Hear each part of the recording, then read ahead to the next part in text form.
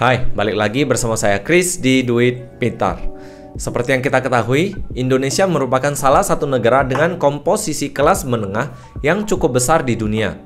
Yang mana kelas menengah ini adalah orang-orang yang dulunya di bawah garis sejahtera yang mulai naik ke level berikutnya secara keuangan dan secara penghasilan. Yang mana hal ini ditandai dengan banyak orang yang dulunya tidak punya uang, sekarang punya uang lebih sedikit untuk berbelanja. Akhirnya dulu yang tidak kesampaian ingin beli ini, ingin beli itu, sekarang menjadi saatnya untuk membeli ini dan membeli itu. Dan ini semua adalah hal yang sah-sah saja untuk dilakukan. Di video kali ini saya akan memberikan beberapa tips agar teman-teman bisa menjadi lebih bijak dalam membelanjakan uang teman-teman.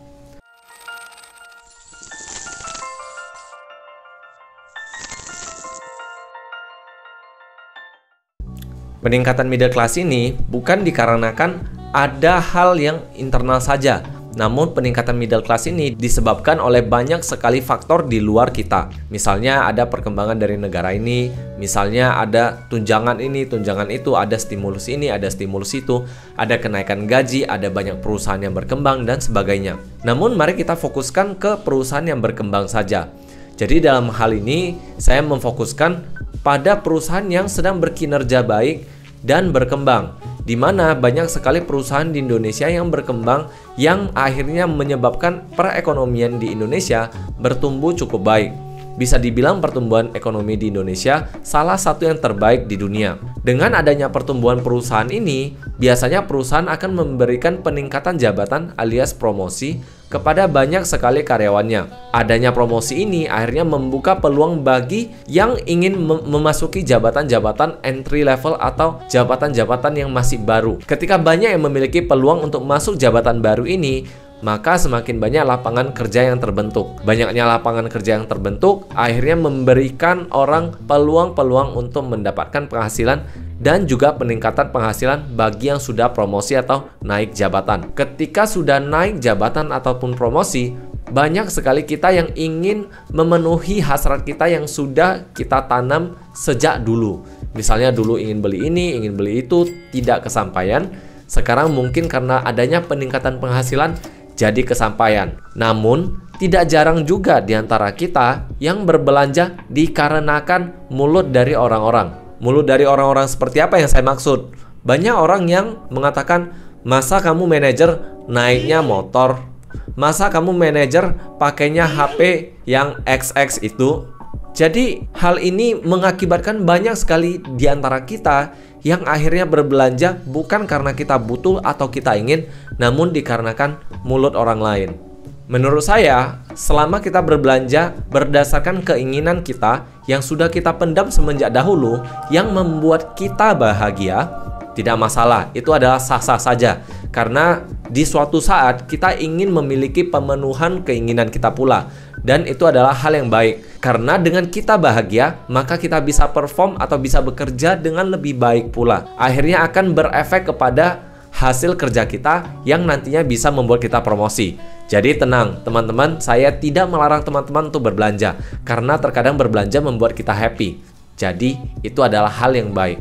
Yang tidak baik adalah kita berbelanja dikarenakan mulut orang lain, dikarenakan ingin membahagiakan mata dan mulut orang lain. Itu adalah hal yang sangat berbahaya. Dan ini yang biasanya membawa kita ke penyakit lingkaran setan. Sebelum saya menjelaskan mengenai lingkaran setan, maka saya akan mendefinisikan dulu apa itu gaya hidup. Gaya hidup adalah level tertentu dari makanan, minuman, tempat tinggal, dan sejenisnya.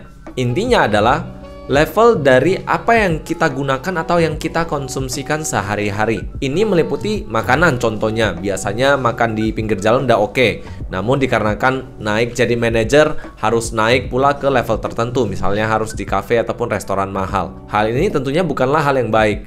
Dikarenakan banyak di antara kita yang akhirnya tergiur kepada iklan-iklan, yang akhirnya kita berbelanja sesuai dengan iklan ataupun sesuai dengan omongan orang lain. Ini bukan sepenuhnya salah kita. Ini adalah hal yang seharusnya dibantu oleh kontrol dari pemerintah, di mana pemerintah wajib mengontrol penjual-penjual mobil ataupun motor dalam mengiklankan iklan mereka dan juga penetapan DP atau down payment ataupun uang muka di awal tersebut. Contoh yang paling sering kita lihat adalah misalnya ke dealer mobil.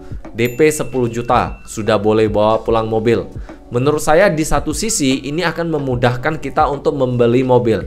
Namun di sisi lain perlu kita ingat, kadang-kadang kita belum butuh untuk memiliki mobil, namun kita sudah cenderung ingin membeli mobil dikarenakan gengsi. Contoh yang paling sering adalah misalnya hidupnya single sendiri di Jakarta, punya penghasilan lumayan dan masih ngekos. Dan biasanya kemana-mana cuma naik motor. Namun dikarenakan naik pangkat, melihat teman-temannya yang berpangkat lebih tinggi ataupun berpenghasilan lebih banyak, jadi punya keinginan membeli mobil. Menurut saya kalau misalnya single, tidak butuh untuk membeli mobil di saat itu pula. Bisa ditunggu nanti ketika sudah berkeluarga. Akan lebih baik uangnya ditabung dulu. Nanti sudah lebih banyak, sudah lebih sanggup, bisa DP lebih besar ketika membeli mobil.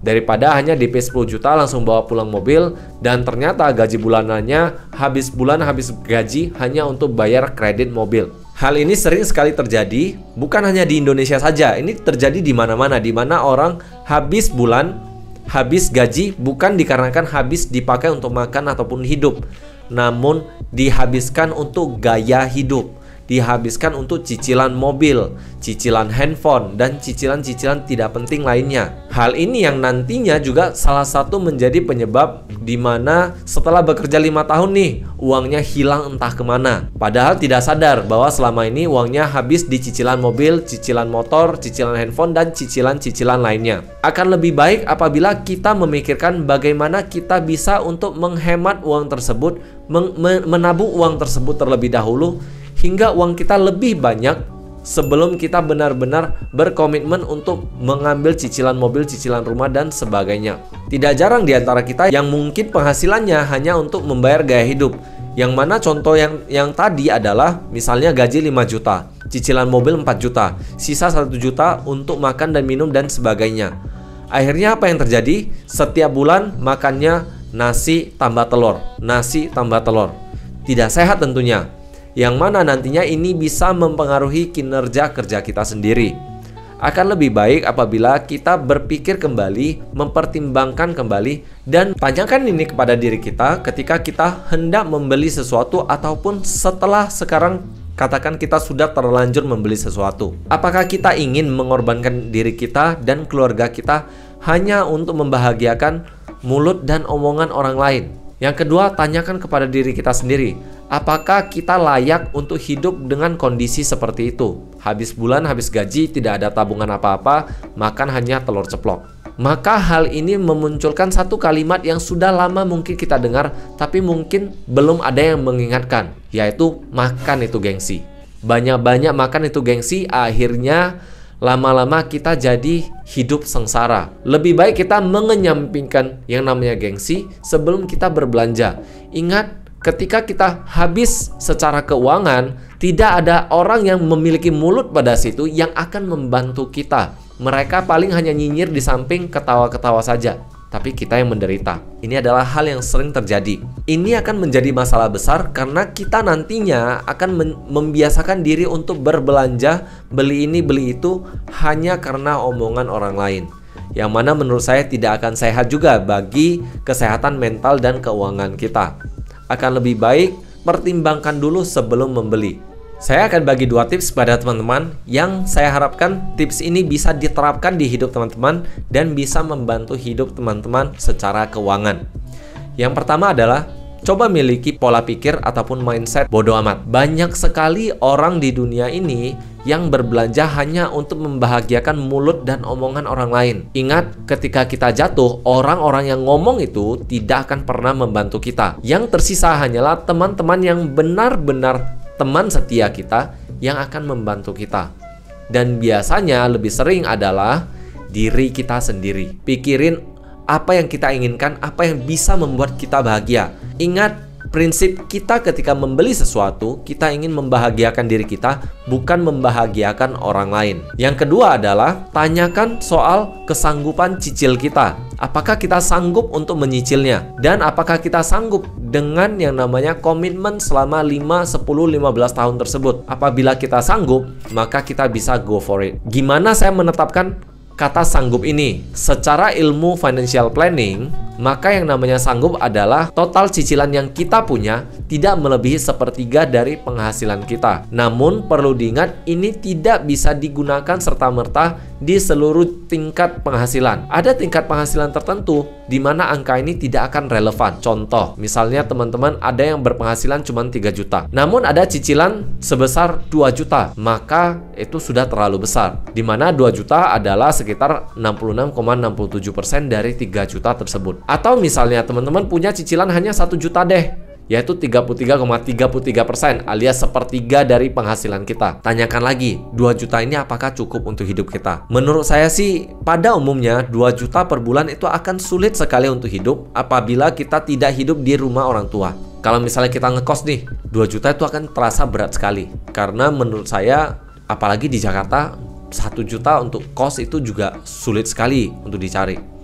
Jadi kalau kita memiliki hanya 2 juta untuk hidup kita akan sangat sulit. Maka saya kurang menyarankan menggunakan angka ini secara langsung. Jadi kita harus benar-benar mempertimbangkannya kembali. Gunakan angka ini ketika penghasilan kita cukup besar. Misalnya kita sudah naik pangkat jadi manajer dengan gaji misalnya 10 juta. Ini masih mungkin relevan. Tapi mungkin kalau penghasilan kita masih di bawah 5 juta, jangan gunakan patokan ini sebagai basis atau dasar ketika kita menentukan kesanggupan cicilan kita. Sanggup mencicil ini bisa kita gunakan perhitungan terbalik. Perhitungan terbalik itu seperti apa? Contoh misalnya, saya punya penghasilan 3 juta, saya sudah menetapkan 1 bulan saya hidup 2,5 juta. Maka sisa uang adalah 500.000. Katakan dari 500.000 ini kita rajin untuk menabung di reksadana, misalnya 150.000 per bulan, sisa 350.000. 350.000 ini bisa untuk hiburan dan sebagainya. Dan juga kalau misalnya kita untuk cicilan juga bisa. Jadi kita alokasikan yang 350.000 ini. Jangan gunakan 3 jutanya semua untuk dialokasikan. Nantinya takutnya malah jadi penyakit keuangan yang baru. Oke? Nah, itu saja tips saya hari ini. Semoga tips-tips yang sudah saya berikan ini bisa membantu teman-teman. Pastikan teman-teman kalau ada pertanyaan langsung masukkan di kolom komentar, dan seluruh informasi dan seluruh link yang berhubungan dengan yang saya sebutkan hari ini akan saya berikan di kolom deskripsi. Jadi itu saja dari saya hari ini. See you in the next video. Bye-bye.